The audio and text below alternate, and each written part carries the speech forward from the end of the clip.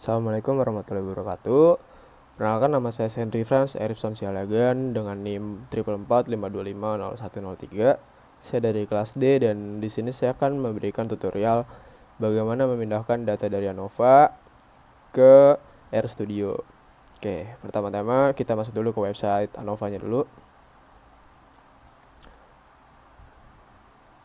Kita masuk ke One Way ANOVA. Nah, teman-teman, di sini ada data preparation. Namun sebelum masuk ke data preparation, kita harus mengambil library dulu, teman-teman. Kita ambil, kemudian kita paste. Dan untuk teman-teman yang belum menginstal paketnya atau menginstal package, teman-teman bisa langsung install package-nya lewat tools ya, teman-teman. Lewat tools, kemudian install package. Oke, selanjutnya kita running datanya dulu, teman-teman. Bisa langsung di running saja. Ketika sudah di running dan berhasil, nanti datanya akan keluar seperti ini. Kemudian kita akan mengambil data, contohnya dulu, teman-teman. Nah, contoh data di ANOVA ini adalah contoh data tanaman. Oke, kita masuk, kita ambil data. Nah, ini contoh datanya tuh contoh data tanaman ya, teman-teman. Kita ambil datanya, kemudian kita enter, kita paste. Nah, dari sini baru kita running lagi, teman-teman. Ketika sudah di running, data ini tuh untuk menampilkan kategori, teman-teman. Untuk menampilkan kategori-kategori dari tiap kelompoknya. Data kategori dari tiap kelompoknya itu seperti dari data-data 5.33, 5.87, dan 5.29. Oke. Kemudian kita lanjut ke data selanjutnya. Itu mengambil data levels untuk kategori dari tiap kelompok ya, teman-teman. Itu kita untuk mengambil variabel grupnya. Kita paste, kita running. Setelah sudah, nanti akan berhasil seperti ini, teman-teman. Dan untuk kategori-kategori dalam variabelnya. Nah, kemudian kita mengambil data lagi di bagian data ini, teman-teman. Bagian data ini itu tuh untuk mengatur urutan kelompok ya, teman-teman, supaya hasilnya itu jadi berurutan dari kontrol, treatment 1 dan treatment 2, teman-teman. Kita paste, kemudian data kita running lagi. Nah, ketika nanti data sudah keluar seperti ini, kita kembali lagi ke bagian selanjutnya. Kita masuk ke summary statistics, teman-teman. Bagian summary statistics ini kita bisa langsung ambil saja dari data plant growth percent ini sampai ke mean SD. Nah, ini tuh untuk menghitung rata-rata, standar deviasi, dan dari kedua tersebut tuh untuk tiap-tiap kelompok ya, teman-teman. Kita langsung copy saja,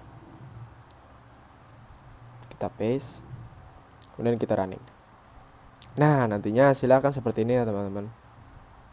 Sama seperti di website, hasilnya akan dapat hasil 0,583 sampai 0,443.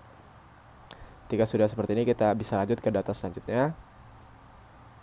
Itu kita masuk ke visualisasi, teman-teman. Kita masuk ke visualisasi. Kita pertama-tama akan masuk ke datanya, teman-teman. Kita akan ngambil data ggblocks-nya dulu.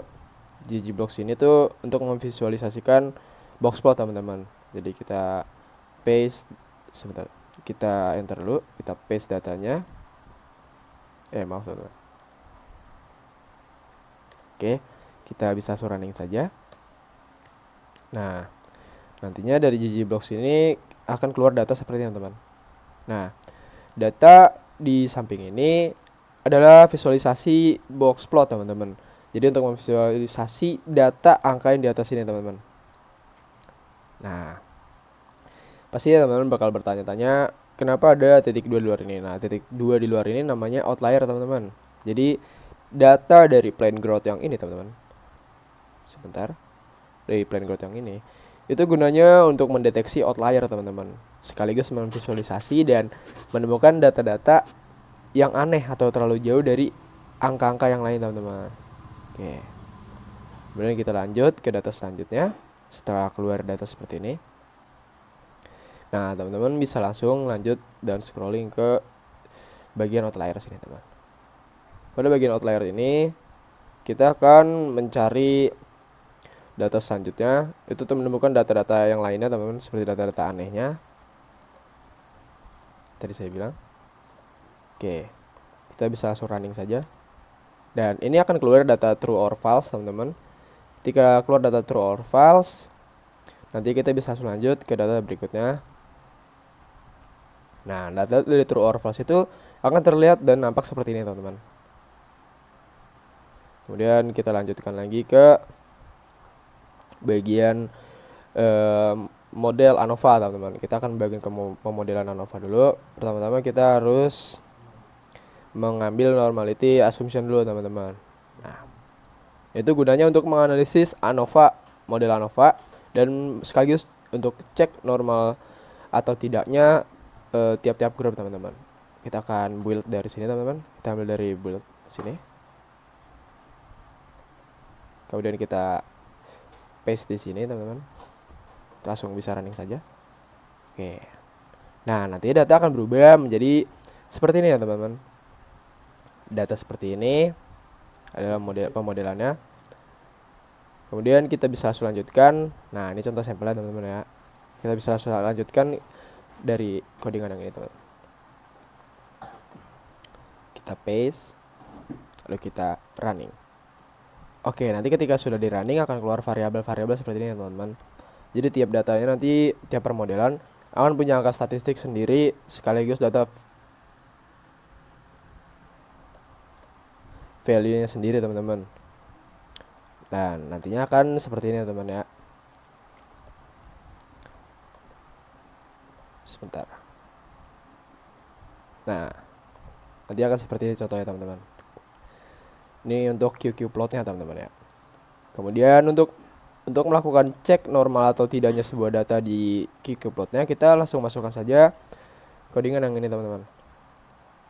Nah, kita masukkan, kita run. Maka nanti akan keluar seperti ini teman-teman datanya. Datanya sudah keluar seperti ini, dan setelah data seperti ini, otomatis data sudah terpisah masing-masing tiap grupnya teman-teman. Kemudian kita akan lanjut ke berikutnya. Nah, ini contoh data yang dari cek normal atau tidak sebuah data itu seperti ini teman-teman. Ada contohnya. Dan kemudian kita akan lanjut ke pembagian tiap-tiap data di masing-masing tiap-tiap kelompoknya teman-teman. Kita salin saja. Kemudian kita paste. Nah, data ini bisa langsung kita running teman-teman. Dan setelah kita running dan berhasil, nantinya data akan keluar seperti ini teman-teman. Di bagian QQ plotnya nanti sudah terbagi antara control, treatment 1 dan treatment 2 ya teman-teman. Ketika sudah keluar nanti teman-teman, kita bisa melakukan plot diagnostik model yang pertama seperti ini teman-teman. Nanti kita akan lakukan blok diagnostik modelnya. Oke. Nah, ini ya. Untuk plot modelnya nanti akan seperti ini teman-teman. Ini adalah sebuah contoh dari plot modelnya. Kita bisa langsung paste saja. Nah, setelah kita melakukan uji normalitas data yang tadi teman-teman, dari sini teman-teman ya, kita sudah mendapatkan hasil seperti ini. Kita paste data yang tadi untuk plot modelnya. Nah, ini untuk plotnya model pertama ya teman-teman, model ke-1 teman-teman. Kita running saja. Nanti data plotnya akan berubah seperti ini ya teman-teman. Dan ini tuh data plotnya tuh menampilkan grafik residual teman-teman versus grafik fitted, atau untuk mengecek pola-pola yang error teman-teman. Kemudian kita akan melakukan uji homogenitas variansi teman-teman. Nah, kita masukkan data yang plain growth ini sampai ke grup. Nanti contohnya kan seperti ini ya teman-teman ya, dengan hasil 0,341. Kita paste, kemudian kita run. Hasilnya sudah keluar seperti ini teman-teman. Kemudian kita akan melakukan data yang sudah kita cek ini teman-teman ya.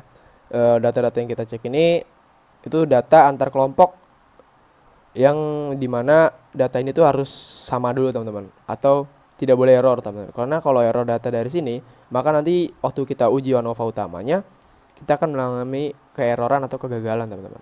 Oke, kemudian setelah kita ngambil data seperti ini, sudah jadi, dan kita akan lanjut ke step berikutnya, itu untuk uji ANOVA utama teman-teman. Nah, untuk uji ANOVA utama itu kita akan ambil data dari yang sini. nanti hasilnya akan seperti ini teman-teman ya. Ini untuk pemodelan pertamanya dulu. Input, kemudian kita paste. Nah, nanti hasilnya seperti ini teman-teman. 0,264. Oke. Kemudian dari uji ANOVA utama ini kita sudah menemukan perbedaan rata-rata antar kelompok. Nah, ini perbedaan rata-rata ya teman-teman ya. Setelah sudah, kita akan lanjut ke bagian visualisasi plus p-value teman-teman. Nah, bagian visualisasinya itu di bagian sini teman-teman. P-value itu seperti post hoc test ya teman-teman. Nah, kita ambil data dari sini. Kemudian kita copy, dan nantinya data yang akan keluar itu akan sama seperti example di sini teman-teman. Data-data tanamannya. Kita paste. Pada bagian data ini kita bisa langsung saja melakukan running ya teman-teman.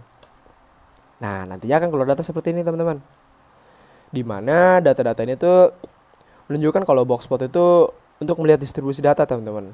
Sedangkan p-value itu untuk menunjukkan signifikan atau tidaknya. Dan setelah data ini kita bisa langsung saja lanjut ke data berikutnya, yaitu untuk mengambil data report teman-teman. Data report atau data yang dipakai nantinya untuk membandingkan antar grup tanpa asumsi teman-teman. Tapi sebelum kita ke bagian sini, kita pastikan dulu data-data kita yang tadi sudah betul. Maka kita akan melakukan visualisasinya teman-teman ya. Nah, data-data kita tadi kan sudah didapatkan kalau misalnya data-data kita tuh sudah akurat sesuai dengan data yang kita ambil, seperti dari melihat distribusi datanya, dan dari p-value pun sudah menunjukkan kalau data tersebut tuh signifikan atau tidaknya teman-teman. Kemudian kita akan lanjut ke visualisasinya. Nah, ini akan melakukan visualisasi boxplot menggunakan p-value teman-teman. Kita akan menggunakan visualisasi boxplot menggunakan value. Kita copy, kemudian kita paste. Kita run. Nantinya teman-teman, datanya akan berubah ya teman-teman ya. Untuk datanya tersebut nanti akan berubah kurang lebih seperti ini. Nah, sorry teman-teman. Jadi kita copy ulang, kita paste, kita run. Sebentar. Nah, nantinya data akan berubah seperti ini teman-teman. Setelah data keluar seperti ini, itu data-data seperti ini tuh nanti gunanya untuk melakukan perbandingan semua pasangan grup teman-teman. Nah, seperti di example ini teman-teman ya. Setelah semua data yang keluar seperti tadi, sesuai example di bagian sini, itu menunjukkan hasil-hasil semua pasangan per grup ya teman-teman. Sekali juga untuk memvisualisasi hasil dari game Sowls ya teman-teman ya. Kemudian kita akan melanjutkannya lagi ke bagian data untuk visualisasi data Wells One Way ANOVA ya teman-teman. Kita ambil data sini, sekali semua datanya teman-teman. Nah, ini untuk homogenitas varian ya teman-teman, untuk mengambil asumsi ya teman-teman ya. Kita paste, kemudian kita run. Nantinya setelah ini data akan berubah menjadi hasil final teman-teman. Hasil finalnya itu seperti data-data sini tuh kan. Dari homogenitas tadi, variabel-variabel data ada dari F-nya dapat di angka 2,17, 0,13 sampai dengan 5,18, dan data P-nya dapat di 0,017 serta N-nya di angka 30 teman-teman. Oke. Untuk data-data ini teman-teman, ketika sudah dilakukan uji cobanya, kita sudah mendapatkan data yang final. Namun kita bisa juga melakukan perform pairwise comparison, perbandingan ya kan teman. Untuk perbandingan pairwise teman-teman, kita bisa menggunakan codingan yang bagian di bawah ini ya teman-teman, untuk perhitungan Bonferroni teman-teman. Kita bisa coba saja. Nah, nantinya data Bonferroni ini setelah kita run teman-teman ya, kita run, nanti akan keluar data Bonferroni-nya teman-teman, seperti ini di bawah sini. Bawah hasilnya adalah files dan Bonferroni. Oke. Mungkin sekian saja tutorial dari saya, kurang lebih dan salah katanya mohon maaf sekali teman-teman. Dan saya ucapkan terima kasih. Wassalamualaikum warahmatullahi wabarakatuh.